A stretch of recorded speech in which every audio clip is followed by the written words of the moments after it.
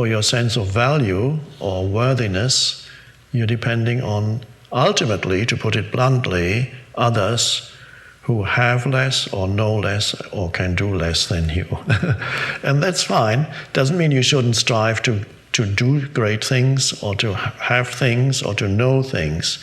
But the question is, ultimately, is that a satisfying basis for your sense of who you are?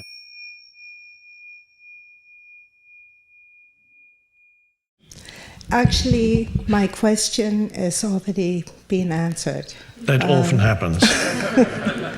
And I think one day we are going to come here, and once we're all in presence, we won't have any questions for you. That's true. That would be wonderful. And you're going to be out of business. Yes. Yes, that would be wonderful. So, actually, my question was, could you elaborate on ego versus healthy self-esteem? Ah, yes. Okay.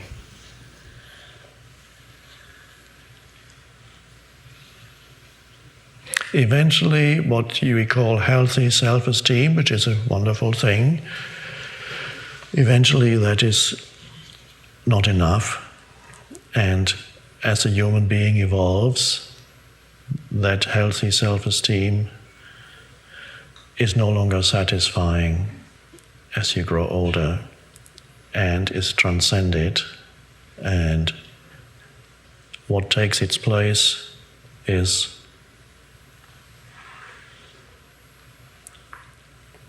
healthy, no hyphen self-esteem. The self-esteem, of course, means that you are reasonably satisfied with who you are as a person and the achievements of the person, what the person can do, or what the person knows, or what the person possesses, and you compare what the person can do, abilities, what the person knows, knowledge, or what the person has in terms of possessions. You compare that with others, and you come out favorably. So either you can do more than somebody else or others, just feel better about yourself. I can do this, but they can't. I can, but you can't. Or you have more knowledge.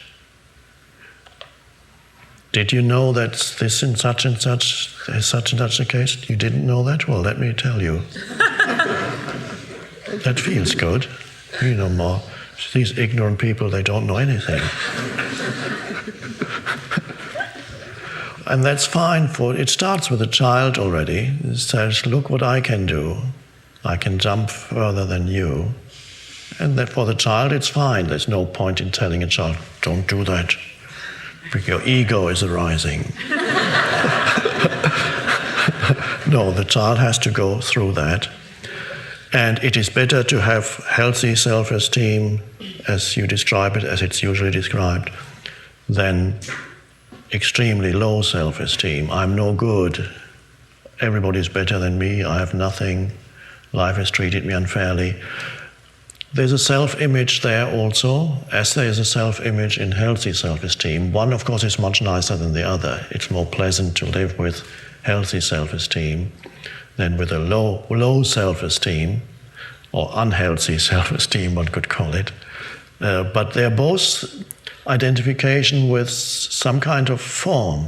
And you compare the form of who I am with the form of others, and you are better, at least in one area, you must be. And that's satisfying, but you're trapped in form, and you're depending on, for your sense of value or worthiness, you're depending on, ultimately, to put it bluntly, others who have less or know less or can do less than you. And that's fine. Doesn't mean you shouldn't strive to to do great things or to have things or to know things. But the question is, ultimately, is that a satisfying basis for your sense of who you are? And in the long term, it is not. It is not satisfying.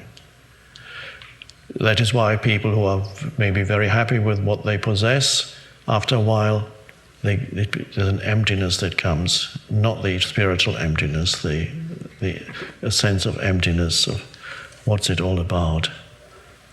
And even things you can do, a time may come when you can't do it anymore. Whatever it is that you do that's so great. And so, the true self-esteem comes from not identifying with form. Now, whether we even want to call that self-esteem, I don't know. The true sense of worthiness and of power, true power, comes when you realize the formless in yourself, that dimension, and that all power comes from that. But it's not, it goes far beyond the person that you are.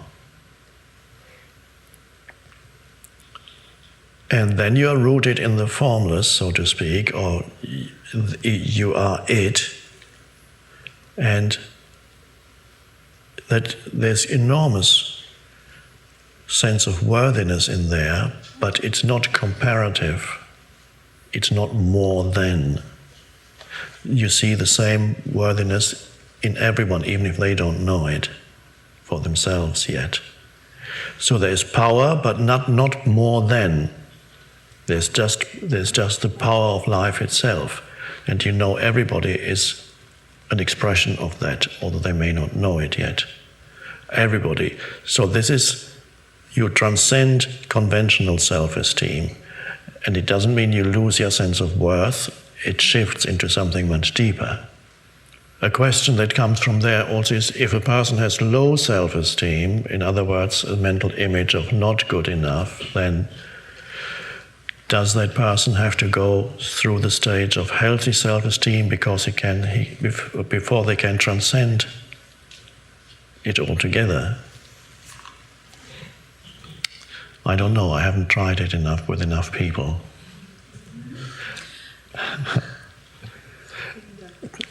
It may well be that the unhealthy self-esteem, if it leads to a state of suffering, great suffering, you may be able to, with the help of a teacher, go from there to no self. Because the way from unhappiness or suffering to transcendence is easier than the way from superficial happiness to transcendence. Superficial happiness keeps you in the dream world for quite a while. It's not that bad, my life, I can't complain, it's not that bad, it's going okay. I'm quite happy, just got a promotion. I'm so happy I just got my annual bonus from my Wall Street bank. Great, I'm doing great.